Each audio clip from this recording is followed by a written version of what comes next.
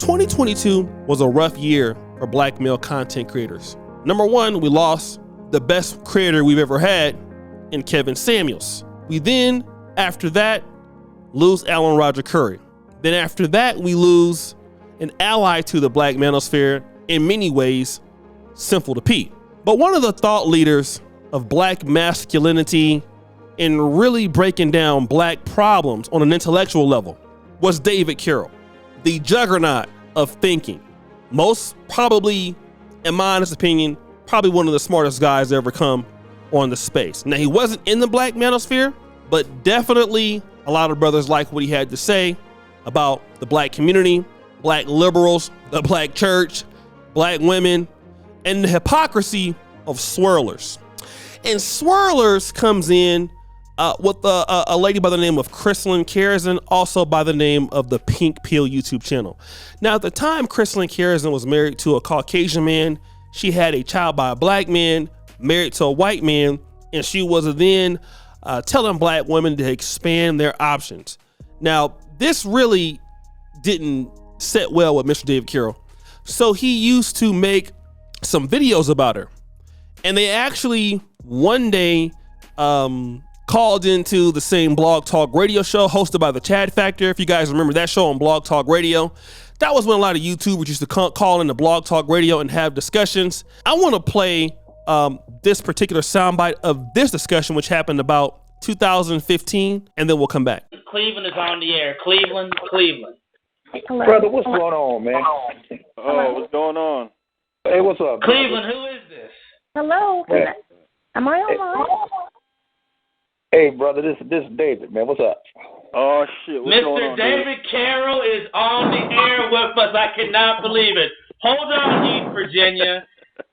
David Carroll, what are you going to say to the conversation, man? Well, brother, I've been pressing one, and I got into this football game. It's a pretty good game, but I'm gonna weigh in a little bit. Then I'm gonna get back to this game because it seemed to be more exciting. But it's kind of comical to me whenever you hear a Black female want to deflect away from the fact that she's not a representative of all Black women.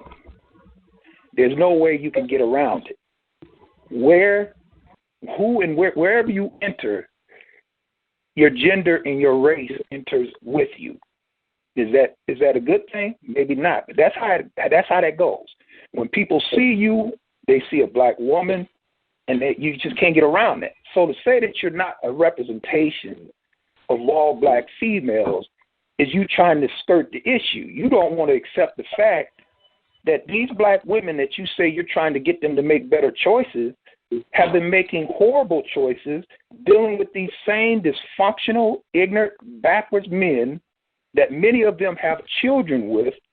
And now that they're sick of dealing with this Negro, you come along and tell them, listen, you can do better. But the better that you want them to do is a white guy. And then you can't understand why people have a problem with that. Now, if you were advocating doing better, and that better was if you get you a good educated Black male or whatever the case may be, then that's fine. But your whole platform is diametrically opposed to that. So you are a hypocrite. The next thing that I want to say is this. And this is mind-boggling to me. And the brother mentioned it, and I find it kind of comical that you had two Black women on the phone, and both of them skirted past what that brother said.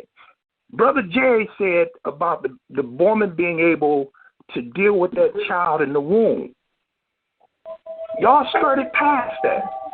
That's the reason why the African proverb says that a race and a culture can rise no higher than the moral position of the woman. Why is that? Because the woman is the first transmitter of culture. That's the reason why such onus is placed on her. And it's kind of comical that these are so-called educated women who just took that and swept that under the rug. No, you Black women have to own up to the fact that when y'all dealt with white feminists, when y'all sided with welfare policy, this helped to create the modern-day ghetto. So you cannot sit there and say, I don't have anything to do with it. I'm just trying to make people have better choices, and I can't be to blame for all of them. That's a bunch of bunk. I'm not listening to that crap for no female. And then the last thing I want to say is to make the assumption, and this is a part of the insanity when you deal with these black women, to make the assumption that because we have a harsh analysis on black women, that all of a sudden we have horrible mothers? I mean, really? I mean, are you serious? That's the reason why we have the analysis that we have. It's because we're looking at these women and we're looking at what our mothers were, and you black women fall far short of that. And that's the reason why the analysis is hard. But y'all don't want to deal with that. I ain't got nothing to do with that. That's just like me saying I can't be blamed for the condition of black men. Whether it's positive or negative, when people see me, they see a black male. I can't get around that. And until they actually engage me, they're going to see me no different than they see any other black male. And that's partly due to the dysfunctional Negroes that many of you black women slept with. Many of you black women helped sell his dope. Many of you black women ran around here and got him out of jail. Let me finish. You're not going to cut me off. You're not going to cut me off. I'm going to finish saying what I got to say, and I'm going to get back to this game.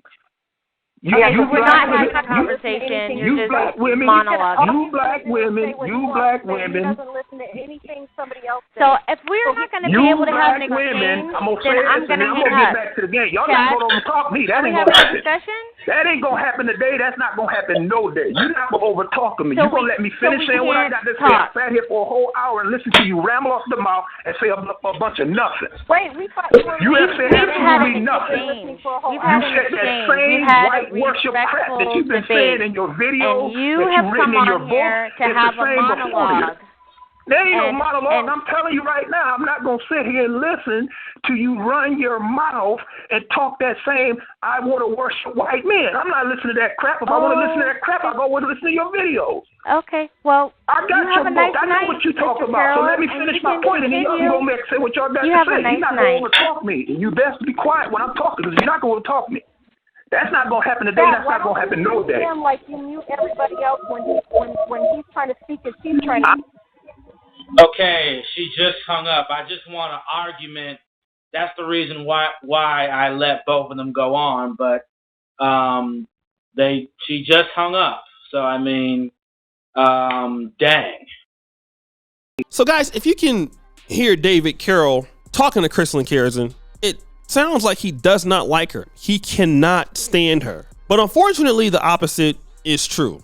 Mr. David Carroll had her phone number. They would talk. He would flirt.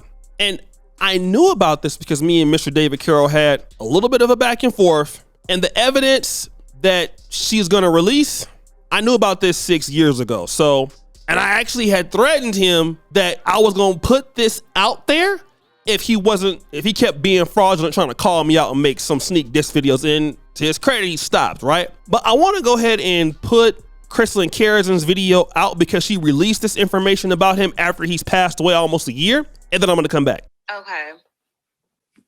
216.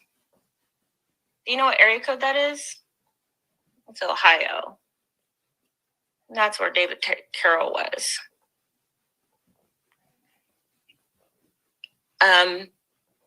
This is the earliest text message I could find. But David Carroll had been texting me for years before 2020. Think 2018. Okay? That man was an op in the manosphere. He did not, and I know he said terrible things about me, but I want you to see how full of shit these men are, because he would talk his shit on his channel, but on the back end, this is what he was saying to me. So this is when I guess he got an iPhone. And I guess with iPhones, before he had an Android. And so I have this thing on my phone where after 30 days, the text gets deleted just because I get so many, I don't know if it's 30 days or 60 days or something. It's a while. But because I do so much on my computer, I needed to find ways to reduce the storage. and like maximizing out the storage. So let me just talk about this, right? It's very interesting that this information is released now by Crystalline Carrison. And what it makes David Carroll look like and appear like is that on one hand, he's talking bad about this lady. On the other hand, he's flirting with her behind the scenes. And shout out to Red Supreme for that soundbite. And of course, I can't defend it because some of us in Black YouTube and in the Manosphere, we knew about this. So I definitely believe that it's true. I'm not dealing with that. I can't defend him or his actions. Not trying to say that his message wasn't good, but on that one, yeah, the brother was slipping. But why is she releasing it right now? And Brother George Macon, shout out to him from, I believe his new channel is like Street Talk TV or something like that. He said the reason why she's releasing it right now is because of how crazy guys are going over the Just Pearly Things. You see, Just Pearly Things is getting a lot of views right now on YouTube, good or bad. She's in that algorithm and guys are talking about her. But the reason why Crystalline Carrison wants to put this out there is to get the black men talking about Mr. David Carroll and his death. Now, to be honest, I had access to some of this thing or knowledge, but I never really was going to really put that out there. I was kind of bluffing. But let me just say this. And for the guys who are talking down on the brother, if she really wanted to expose this, why not put this out there when the man was living so he can defend himself? You know, I don't know what he would say to it, but he would deserve a chance to defend himself. And, you know, I hear some of the brothers talking bad about the guy and his death and, you know, he's a fraud.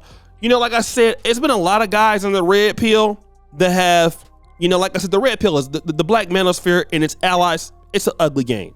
Nobody's perfect. And when I was in it, I ain't perfect. I try to be very upfront about my simping and my tricking because I know I was gonna get caught up. But let me just say this, dealing with ladies on YouTube and in the YouTube community, especially somebody you consider an ops and somebody like Crystalline Carrison, who I don't think is the most trustworthy person in the world, it's not a good look, right? But there are brothers talking about it. I know that brothers are confirming it. I mean, it is true. From what I understand, he sent these messages from those people that you guys that know him. You guys see the messages, but at the same time, why not do this when he's living? Where if he did say it, he could defend it. I don't know what happened. I don't know how. And if he's an op, how did he get your phone number? Like a lot, what y'all don't know about Black YouTube is a lot of people y'all think are enemies are actually friends. See, that's what y'all not talking about. Black YouTube, for the most part, works like that. Not everybody. You would think that there are people on the opposite side that really don't like each other and they didn't have sex. Y'all have no idea how grimy the game gets. People will get on videos and say anything and you'd be surprised what dudes got on video, who done smashed whose baby's mama, or who done smashed somebody's wife. The game is thick, man. I'm just gonna tell you like Mac Dre. It's a lot of stuff that I know and that goes on in the Black Manosphere and the Black YouTube. Like, it'll make you subscribe for almost everybody that you think is the truth because of this. Like, some of us been in the game for damn near a decade, right? So imagine people that met up, people that, it's a lot of stuff that people that met people's girlfriends, that met people's wives, folks that came out here and said they was rich and then people met them and all kind of crazy stuff. People that said all kind of stuff, man, like got videos of people's houses and how they live. And it's crazy, man. Like real talk, man, the game is thick. So my thing is, you have to have a reason for doing it right now. And the reason why I believe you're doing it right now is because you want the brothers talking about you. And hey, guess she can make black men do whatever she wants, right? Because she could have released it when he was living. At least let him defend himself, but you didn't do that. Now he can't defend himself, so you release it. And I think that's weak, because if I got some dirt on you and I feel like you're a fraud, I want you to go ahead and speak for yourself and defend it. So guys, it's your boy, O'Shea Duke Jackson, back at it again for another episode of The Celebrity Junk. I appreciate you for all that you do. Subscribe, hit the bell. We're out.